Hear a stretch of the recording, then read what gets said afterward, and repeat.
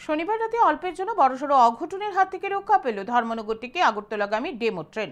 শনিবার রাতে ধর্মনগর থেকে আগরতলাগামী ডেমো ট্রেনটি যোগেন্দ্রনগর রেল স্টেশনে ঢোকার প্রাক মুহূর্তে ট্রেনের ইঞ্জিনের উপর উপড়ে পড়ে বিদ্যুতের খুঁটি। বাউন্ডারি ওয়াল ভেঙে বিদ্যুতের খুঁটির উপর পড়ার ফলে বিদ্যুতের খুঁটি ট্রেনের ইঞ্জিনের উপর পড়ে যায়। এতে করে প্রায় দীর্ঘ 5 ঘন্টা সেখানে আটকে থাকে আগরতলাগামী ডেমো ট্রেনটি। ট্রেনে থাকা এক যাত্রী জানান, বিদ্যুতের খুঁটি ট্রেনের ইঞ্জিনের উপর পড়ার ফলে ট্রেন আটকে যায়, ফলে ওনাদেরকে দীর্ঘ সময় ট্রেনে বসে থাকতে হয়েছে।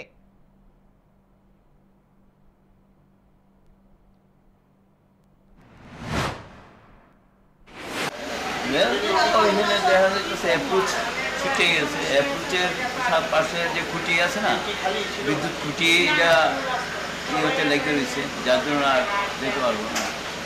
এখন খুঁটি ছাড়াই কাজ চলছে, ছাড়লে হয়তো ছেড়ে দেবো।